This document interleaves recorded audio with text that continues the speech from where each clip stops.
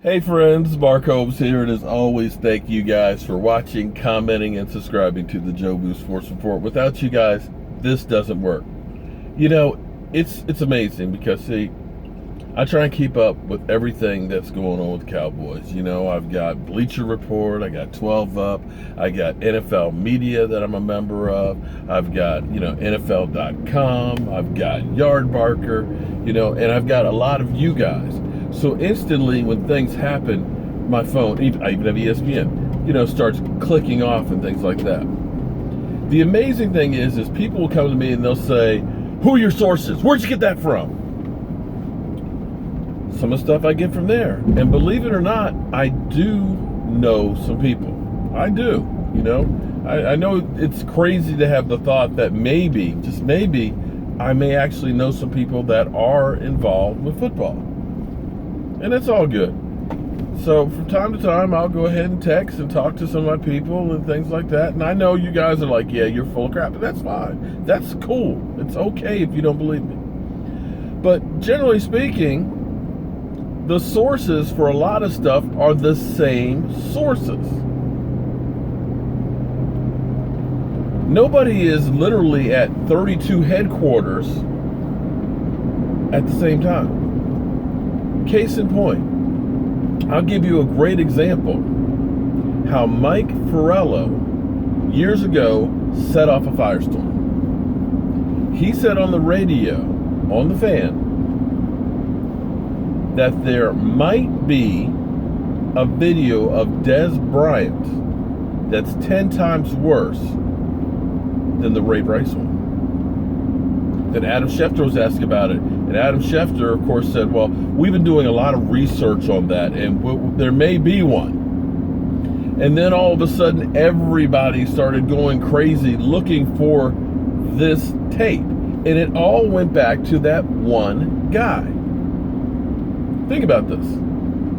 Brian Broaddus, a couple weeks ago, said the Cowboys are still interested in making a move for Earl Thomas, and he believes they put in a second-round pick offer. All of a sudden, from that interview, my phone will go off, boom, 12 Up, boom, Bleacher Report, boom, Yardbarker, boom, couple of fans will say, did you hear about this? Cowboys are still interested. And eventually ESPN comes around. And so that's where you get these things going, because literally you go through, look at these articles, check them out. Because today, one guy said that it's made up by the media. Well, technically it's not really made up by the media. This is Earl Thomas hyping it up. Earl Thomas is basically saying, pay me or trade me, okay? And he hasn't shown up. This isn't the media. The media is covering it and making it bigger, of course, because it's news. But it's Earl Thomas is the one who's hyping it up. But you'll look around, and now, like a firestorm, wildfire that's running out there, everybody's coming back and saying, well, did you hear? That deal is dead. It's not going to happen. Sources say it's one source. It's one guy who may be right. He may know something that everybody else doesn't, or it may be that's just what his opinion is. But all of the sources that you're seeing, because people will say, Bleacher Report said it, I saw it on Yardbarker, I saw it on ESPN, I saw all these reports on it, but it's from one guy. And I know this is how it goes because I accidentally started off one of these firestorms about Earl Thomas and literally got called the clickbaiter in chief because sources told me the Cowboys were interested in Earl Thomas and were talking to Seattle, and they had offered Orlando Scandrick and thought that it was something that might happen. I did a video on it and said, here's what I'm hearing. All of a sudden, all of these different things are reporting what I said. Started off a firestorm. So is the Earl Thomas thing dead? I don't think so. Because here's the thing.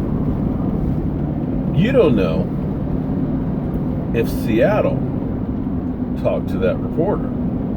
He said, no, we're not interested to try and drive up the price. Because in the end, the whole situation could backfire on Seattle. Because, yeah, you may get him for 1 year. You may have him out there. He may be disgruntled. He may be, I'm just here so I don't get fined. And then at the end of next year, he walks away and you get nothing. So you have to look at yourself in the hand and weigh your options. Do I have disgruntled distraction on my team? And we know how a distraction is on a team. We had Greg Hardy. That was truly a distraction that divided this team. Or do we go ahead and take a draft pick? Somebody we can pick. A young guy that doesn't cost a whole lot of money. Oh, and we can save $8.5 million this year on the cap. So next year, we'll have a little extra money to spend. Because if you don't spend it this year, it carries over to next year. And then we got a pick, a young guy to add to the mix. So if we don't think we're really ready to win over here this year, then Earl Thomas is just going to cost us more down the road. So that's where I believe this is all smoke and mirrors again. In the end, they're going to trade him. And I know, we figure because we heard it from somebody who is a insider that it must be true.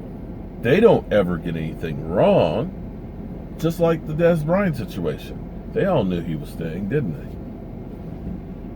they? I'm Mark Holmes, and God, guys, it's only a week away from training camp. I'm like a kid at Christmas, and I'm headed to California for training camp. I'll see you guys there.